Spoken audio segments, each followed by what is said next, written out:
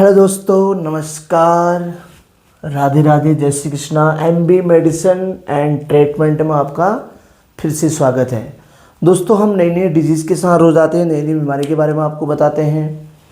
Typhoid, malaria, सब कुछ, normal fever आपको बता दिया गया है। आज की जो बीमारी है वो है डेंगू। डेंगू बीमारी जो है बहुत ख़तरनाक बीमारी है दोस्तों। 2-4 साल पहले आपने देखा होगा, सुना भी होगा, बहुत जगह बहुत लोगों की मौत हो गई थी उसमें डेंगू की वजह से। लेकिन ये डेंगू क्या है, कैसे होता है, किस तरह से ठीक होगा, ये आज आपको सब बताया जाएगा। तो दोस्तों, डेंगू के बारे में आज आपको बताया जाएगा। मैं अच्छी तरह आसानी से लिख देता हूँ। डेंगू ये भी एक फीवर है, एक बुखार है, जिसे हम डेंगू का बुखार कहते हैं। दोस्तों, ये भी मादा मच्छर के काटने से होता है। ठीक है, जिस मच्छर का नाम होता है, यहाँ पे लिखा हुआ है एडिज एक्सपीटी। एडिज एक्सपीटी ये मच्छर है, उसके अंदर इस मच्छर का नाम है एडिज एक्सपीटी। ये मच्छर जो है, इसके पास डेंगू के बैक्टीरिया होते हैं, सारे इसके अंदर होते हैं डेंगू के बैक्टीरिया। जिसको इस मच्छर ने काट दिया तो समझ लो उसको डेंगू होना संभव है। 3 या 4 दिन में उसको डेंगू के लक्षण दिखने लग जाते हैं। तो दोस्तों, डेंगू के सिम्टम्स आपको बताते हैं। सबसे पहले हम सिम्टम से स्टार्ट करते हैं। इसमें भी वैसे ही होता है जैसे टाइफाइड में होता है। ठीक है दोस्तों, वही जाड़ा लग के बुखार आना, बहुत तेज कपकपाहट, वोमिटिंग होना, और सबसे ज़्यादा इसमें प्रॉब्लम आती है, इसमें आदमी उठ नहीं पाता, लेटा रहेगा बिस्तर में, उठने की सामर्थ्य नहीं होती है। टाइफाइड में क्या होता है, पेट का बुखार हो गया, आपको बताया था, आंतों का बुखार ठीक हो गया। नॉर्मल बुखार जो हमारे बॉडी में आता है, बॉडी का बुखार। लेकिन ये भी एक तरह का बुखार होता है जो हड्डियों का बुखार कहते हैं इसको। यह हड्डियों में पहुंच जाता है। अब आदमी के हड्डी में बुखार पहुंच जाएगा, बड़ी परेशानी है दोस्तों, उठ नहीं पाएगा, तो न उठने की वजह से लेटा रहता है। सबसे बड़ी इसमें प्रॉब्लम क्या होती है, इसमें सीबीसी जो टेस्ट है उसको सबसे पहले कराते हैं। सीबीसी ये टेस्ट इसमें बहुत इंपॉर्टेंट हो जाता है। ठीक है, यानी कंप्लीट ब्लड काउंट। सिम्टम मैंने इसके आपके बताए, जाड़ा लग के बुखार आना, उल्टियाँ होना, सर दर्द हमेशा रहना, बहुत ज़्यादा सर दर्द बना रहना। मेडिसिन नॉर्मल लोगे तो कोई फ़र्क नहीं पड़ेगा। डेंगू में एक चीज़ और है दोस्तों, इसमें लगभग एडमिट ही होना पड़ता है हॉस्पिटल में। ये घर में बैठ के ठीक नहीं होता, बोतल वगैरह चलाए जाते हैं। इसमें कई तरह की एंटीबायोटिक, सिफेक्ट्रैक्सोन, सिफोडॉक्सिन, कई तरह की एंटीबायोटिक, ऑफ्लॉक्सासिन, जो डेंगू को बाहर निकाले, हड्डी के बुखार को बाहर निकाले, तो उसके लिए इस तरह की मेडिसिन इसमें चढ़ाई जाती है फ्लूइड के द्वारा, यानी आईवी, इंट्रावेनस के द्वारा। वेन्स हमारी हाथों में होती है, इन वेन्स में कैनुला वगैरह लगाया जाता है और हॉस्पिटल में जाके इस तरह से चढ़ाया जाता है। और उसमें मेडिसिन भी साथ साथ ओरल भी चलती है। ओरल मतलब मुंह से लेने वाली, और फ्लूइड मतलब जो चढ़ता है आईवी, तो वो बोतल वाली, बोतल के साथ साथ जो एंटीबायोटिक्स वगैरह चढ़ती है वो भी चढ़ानी पड़ती हैं। तो लगभग 90% एडमिट ही होना पड़ता है। दूसरी बात यह है कि अगर इस मच्छर ने जिस मच्छर का आपको हमने बताया, अगर ये मुझे काट ले तो मुझे तो डेंगू होगा ही, अदरवाइज दूसरे को भी काट दे तो उसको भी डेंगू के सिम्टम 2-3 दिन में होने लग जाएंगे। तो इस तरह से सबसे पहले मैं आपको एक चीज़ बता दूं, अपने घर के आसपास सफाई रखें, कहीं पर गंदा पानी ना इकट्ठा होने दें, वहाँ से भी इस तरह के बैक्टीरिया, इस तरह के मच्छर आते हैं। और कहीं टूटी फूटी चीज़ें हैं, कूड़ा कबाड़ा, उससे दूर फेंकें ताकि इस तरह के मच्छर ना पनपे। साफ़ सफाई घर में रखें तो उससे इस मच्छर के आने का खतरा बंद रहेगा। तो इसके सिम्टम्स मैंने आपको बताए, जाड़ा लग के बुखार, वोमिटिंग होना, सर दर्द, पीठ में दर्द, हड्डियों में दर्द, और लेटे रहना ज़्यादा होता है। ठीक है दोस्तों, तो इसमें सबसे पहले हॉस्पिटल में जाते हैं तो हॉस्पिटल में इसमें ज़रूरी नहीं है कि आपका सीधे डेंगू ही कर दे, क्योंकि बहुत सारे मैंने बताया कि डॉक्टरों को अनुमान भी नहीं आता है कि टाइफाइड का बुखार है या डेंगू हुआ है या मलेरिया हुआ है, क्योंकि बुखार में सबसे लगभग जो सिम्टम्स होते हैं वो एक दूसरे से मिलते जुलते होते हैं। तो डॉक्टर को तो अपना डाउट दूर करना है तो सभी टेस्ट कराएंगे। वो विडाल भी कराएगा,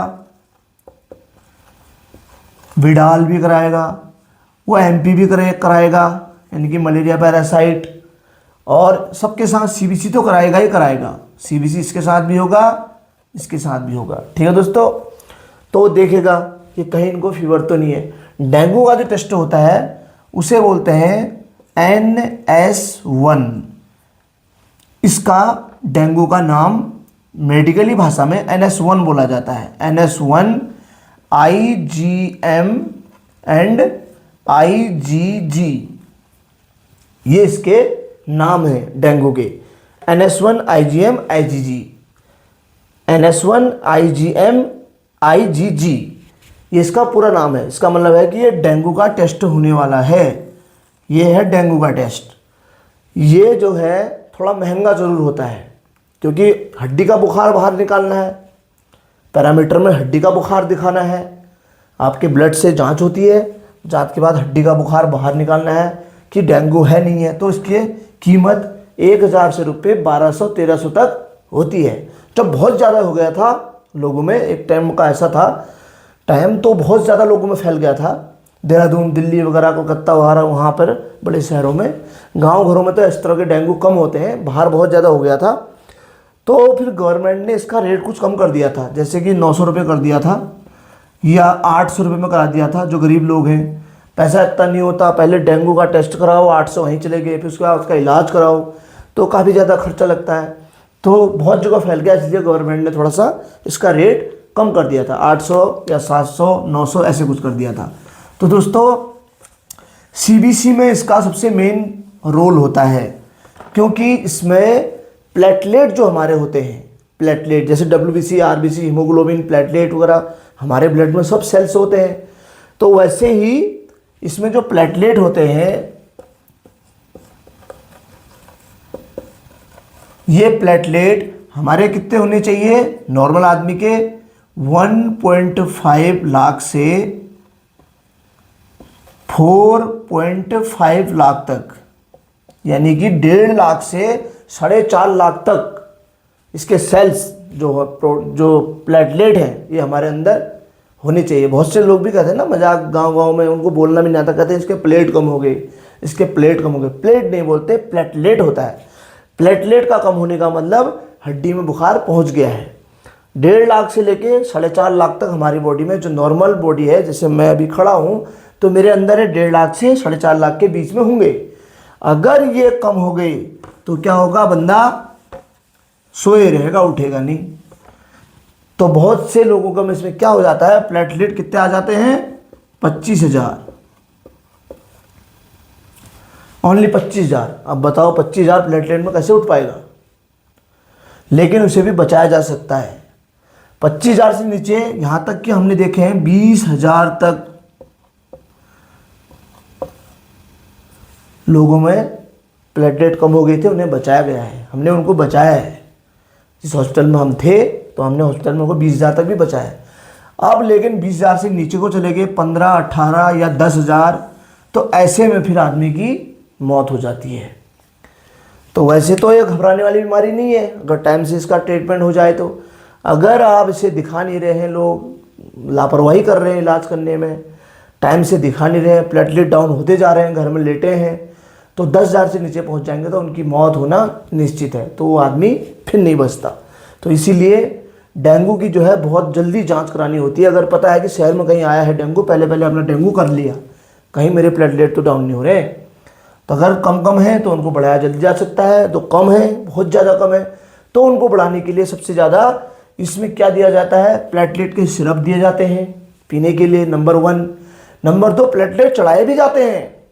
प्लेटलेट की बोतल आती है 300-400 ml में, ऐसे बोतल आती हैं, जैसे ग्लूकोज की बोतल आती है ऐसे प्लेटलेट भी आते हैं, उन्हें भी खरीद कर चढ़ाना पड़ता है। उसके बावजूद भी देखो इसमें बकरी का दूध सबसे ज़्यादा इम्पोर्टेंट होता है। बकरी का दूध, ये जो है बकरी का दूध जो है आप यकीन नहीं मानोगे, एक पाव बकरी का दूध 300 रुपये में बेच रहे थे लोग। मेरी एक बार पढ़ाई, मैं देहरादून में था, आपको बताऊं देहरादून में मैं जॉब करता था, तो वहाँ पर मैंने देखा बहुत ज़्यादा लोगों को ये डेंगू हो गया था।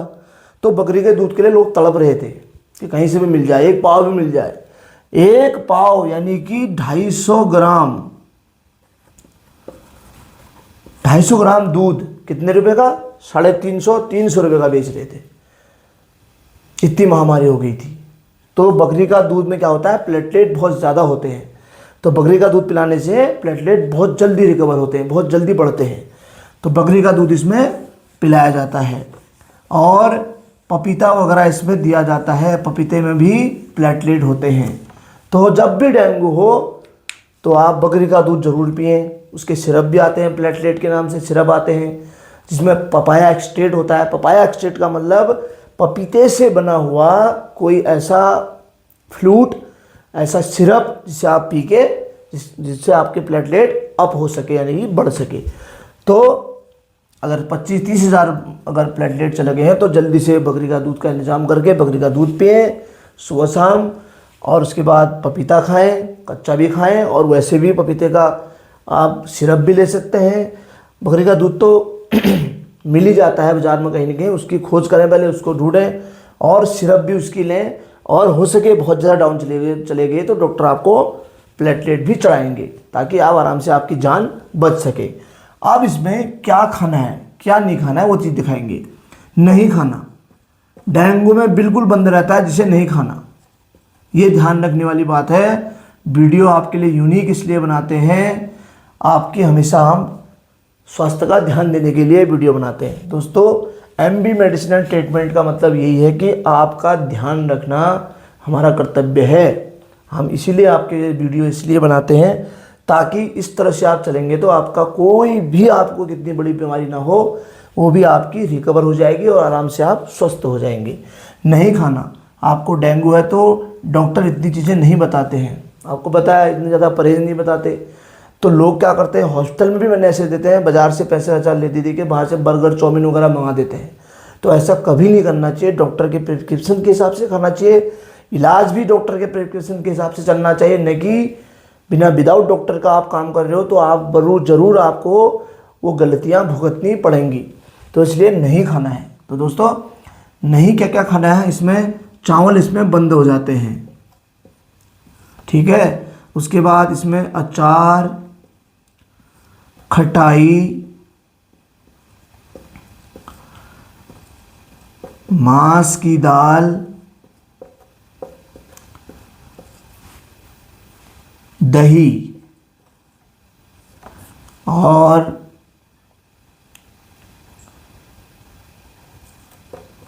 ठंडा पानी, पूरी, पराठा, अंडा,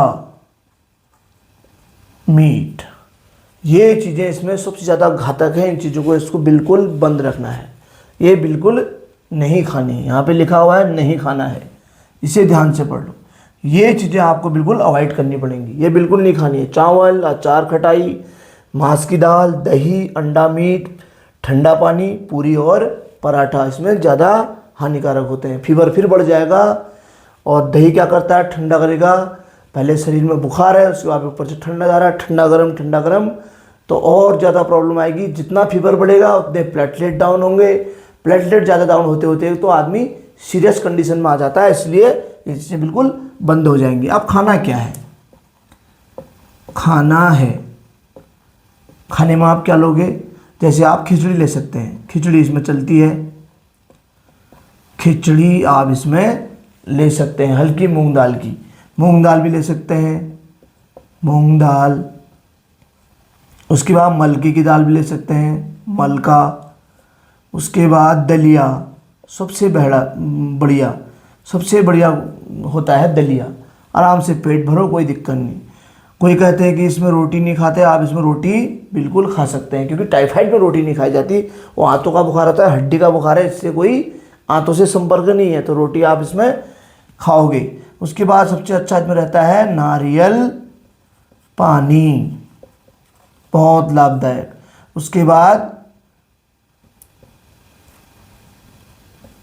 गुनगुना पानी ही यूज में लाएं।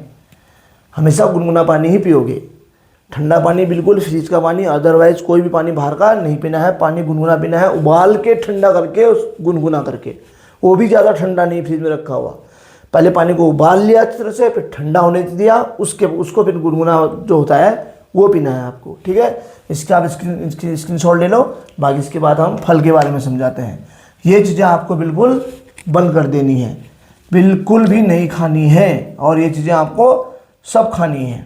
इससे आपको कोई नुकसान नहीं होगा, आपका फीवर आसानी से चले जाएगा। कितना ही बड़ा फीवर, कितना ही ज़्यादा आपके प्लेटलेट 15,000 भी अगर मैक्सिमम चले जाएंगे, मिनिमम 15,000, तो कोई दिक्कत नहीं। अगर आपको प्लेटलेट चढ़ रहे हैं, आप बकरी का दूध भी पी रहे हो, ये खाना आप इस तरह से खा रहे हो, नारियल का पानी, ये पपीता वगैरह, पपीता इसमें मैंने लिखा ही नहीं, पपीता तो मेन था, पपीता तो इतना अगर आप ऐसा खा रहे हो, पपीता को आप 3 टाइम खाना, बाकी खिचड़ी, मूंग की दाल, इनमें सब प्लेटलेट बढ़ाने वाली ही चीज़ें हैं। ये सब आपका प्लेटलेट को ये भी बढ़ाएंगे। ऐसा नहीं कि हमने खाली पपीता ही खाया प्लेटलेट बढ़ाएगा, औरों में भी सब में प्लेटलेट की मात्रा होती है, ये आपके जल्दी जल्दी बढ़ाएंगे, ठीक है दोस्तों। ये चीज़ें आपको सब खानी है, ये चीज़ें बिल्कुल अवॉइड करनी है, बिल्कुल भी इन चीज़ों में हाथ तक नहीं लगाना, खाना तो बहुत दूर की बात है। तो इसका स्क्रीनशॉट लेना, ये आपको ध्यान रखना है, ये चीज़ें मुझे खानी है, ये मुझे नहीं खानी है, अगर आपको सही होना है तो, ठीक है दोस्तों। सही होंगे तो हमें भी अच्छा लगेगा, ख़राब करेंगे इलाज तो सब कुछ ख़राब होगा, ठीक है दोस्तों। इसीलिए सभी लोगों को, मेरा पूरा ऑल ओवर इंडिया को मैं सबको कहता हूँ, जो चीज़ हम बताते हैं वो रियलिटी होती है, उसमें कोई फेक नहीं, कोई गप्फे मारना नहीं, कोई किसी चीज़ की मजाक नहीं, हम रियलिटी बताते हैं। इन चीज़ों का सेवन आप करोगे, बहुत लोग करते भी हैं, हमें कमेंट भी करते हैं, और वो सही भी हुए हैं। इस तरह से खाना खाना, इस तरह से नहीं खाना, इस तरह से खाना, इस तरह से नहीं खाना, तो ऑटोमेटिकली आपको पता नहीं चलेगा कि मैं किस तरह से रिकवर हो रहा हूँ। आराम से बिस्तर से उठ के चलने लग जाओगे, ठीक है दोस्तों। फल में केला इसमें ना खाएं, सबसे पहले केला अवॉइड रहना, ठीक है। उसके बाद अनार, सेब, अनानास, उसके बाद हो गया आपका नारियल पानी, आपको वहीं पे बता दिया था, पपीता और संतरा, कीवी, और उसके बाद आपका नारियल का पानी आपको बताया दिया था। फल में इससे ज़्यादा इसमें शायद नहीं चलते हैं, जहाँ तक मुझे याद है, बस फल इसमें इतने ही चलते हैं, कोई एक्स्ट्रा फल लेने की ज़रूरत नहीं है। बाजार में दुनिया भर के वो चीकू फीकू दुनिया भर के आते हैं फल, बस साहब ये खा लो, और फलों को नहीं लेना है, कोई नए नए फलों का कोई यूज़ नहीं। अनार ज़्यादा मात्रा में खाओ बढ़िया करके, सेब खाओ बढ़िया करके पेट भर के, अनानास खा सकते हैं, पपीता ले सकते हैं, संतरा ले सकते हैं, कीवी ले सकते हैं। सिर्फ केला इसमें अवॉइड रहता है, केले को ठंडा करता है शरीर को, बॉडी को, इसलिए केले को इसमें छूना भी मत, केला बिल्कुल नहीं खाना। ये चीज़ों का आप सेवन करना, इस चीज़ से खाना, तो आपका डेंगू आराम से चला जाएगा।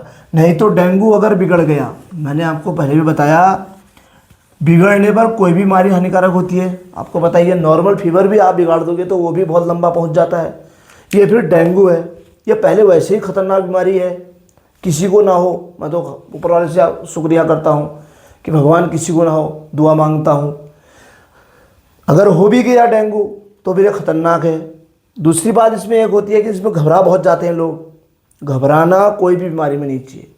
हमने ऐसे ऐसे लोग देखे हैं जिनको ब्लड कैंसर सेकंड स्टेज पर पहुंच जाता है, वो भी नॉर्मल रहते हैं, नॉर्मल बात करते हैं। तो इसलिए ये कोई कैंसर नहीं, कोई बड़ी बीमारी नहीं है। डेंगू भी एक नॉर्मल बुखार की तरह है। बस एक है कि आपको एक डेंगू वाले मच्छर ने काट दिया तो डेंगू हो गया, कोई बड़ी बात नहीं। घबराना नहीं है, इलाज तरीके से करना है, इस तरह से खान पान करना है, तो आराम से आप ठीक हो जाओगे। कोई ऐसी चीज़ नहीं होती दुनिया में जो ठीक नहीं होती, ठीक सब कुछ होता है। इंसान खुद अपने मन से बिगाड़ता है। अगर आप गलत तरीक़े से चल रहे हो, उल्टा फुल्टा खा जा रहे हो, वहाँ डॉक्टर आपके पीछे 10 लगातार कंटिन्यू तो आपको देखे नहीं रहेगा, आपके पास बैठे नहीं रहेगा। एक बार आएगा चेक करने, राउंडिंग में चले जाएगा। तो आपको पता होना चाहिए कि मुझे क्या नहीं खाना, क्या खाना। आप MB मेडिसिन एंड ट्रीटमेंट में डालोगे, उसमें डेंगू डालोगे, तो उसमें आप आराम से वो चीज़ खा सकते हैं। अदरवाइज आपको कोई प्रॉब्लम आ रही है, कहीं पर कुछ समझ में नहीं आ रहा है तो आप हमें कॉल भी कर सकते हैं, कोई दिक्कत नहीं। हमारा नंबर भी आपके पास सामने रखा है, आप कॉल करके भी हमें पूछ सकते हैं। तो इसीलिए जो चीज़ खानी है उसे खाना है, जो चीज़ नहीं खानी है उसको बिल्कुल भी नहीं खाना है। तो इसलिए डेंगू जो है वैसे नॉर्मल बुखार है, जैसे बुखार की तरह वैसे ही है, थोड़ा सा प्लेटलेट डाउन हो जाते हैं। डेंगू अगर आपको पता है कि आप लेटे हो, बुखार में आपसे उठा नहीं जा रहा है, थकान बहुत ज़्यादा हो रही है, इस तरह का हो रहा है, तो समझ जाओ कि मुझे डेंगू के लक्षण तो नहीं है। आप चेकअप करवा लो और डेंगू उसमें निकल गया तो घबराना नहीं है, डॉक्टर के पास जाओ, आराम से एडमिट हो। 2-3 दिन इसमें लगते हैं, ज़्यादा टाइम नहीं लगाता, 2-3 दिन का, मैक्सिमम 4 डेज, 4 दिन का इसका इलाज चलता है। 4 दिन के बाद आप डिस्चार्ज हो जाएंगे, कोई दिक्कत नहीं। थोड़ा सा दवाई घर के लिए लिख देंगे, बाकी वहाँ ओरली दवाई दी जाएंगी और थोड़ा सा फ्लूइड चढ़ाया जाएगा, जो भी चढ़ता है NSRL वगैरह चढ़ाते हैं। उस फ्लूइड में आपको इंजेक्शन डलेंगे, 1000 mg 1500 mg के भी डल सकते हैं, उसको आपको कोई मतलब नहीं हो, जो डल रहे हैं उनको डलने दो। लेकिन आप अपने खान पान पर वहाँ पर रखोगे तो मैंने एक बात हमेशा कहता हूँ, उसको भी दोबारा फिर दोहरा रहा हूँ, हर वीडियो में मेरे को मिलेगी आपको बात, 60% जो होता है वो परहेज काम करता है, याद रखना। 40% क्या करती है? दवा। ये चीज़ को याद रखना है। 60% आपको परहेज काम करता है। आप परहेज के साथ चलोगे तो 60% तो आपका आधा डेंगू चला गया, समझ लो, जिस तरह का खान पान आपको बताया। बचे 40 का तो आपके पास दवाई चल रही है ना, डॉक्टर ने दवाई लिखी है, दवाई चल रही है, चल रहा है फ्लूइड, प्लेटलेट पड़ रहे हैं, दूध पी रहे हो बकरी का, फल खा रहे हो जिस तरह के बताया, खाना उस तरह से रोटेशन कर रहे हो गया। कितना हो गया दोनों? 60 और 40, 100। तो डेंगू को मारो गोली, डेंगू गया, इतना ही तो है। तो इसलिए अगर सही ढंग से इलाज करोगे, सही ढंग से परहेज करोगे तो कोई बड़ी बात नहीं है, डेंगू आपका आराम से चला जाएगा। तो दोस्तों ये चैप्टर था डेंगू का। तो हम अगले दिन आप कल दूसरी वीडियो लेके आएंगे कुछ नई बीमारी के साथ।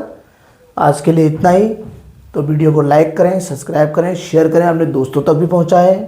जहाँ पर डेंगू की शिकायत आ रही है अपने दोस्तों को, तुम्हारे हैं, उनको भी बताएं, दूर दूर तक वीडियो को फैलाएं, ताकि हमारे व्यूज़ बढ़े। तो हम आपको उसी हिसाब से नए नए वीडियोज़ आपको और देते रहेंगे। दोस्तों कोई गलती हो तो माफ़ करना समझाने में, कभी कभी स्पेलिंग में ऊपर नीचे हो जाता है, जल्दीबाजी में होता है सब कुछ, तो उसके लिए क्षमा चाहते हैं।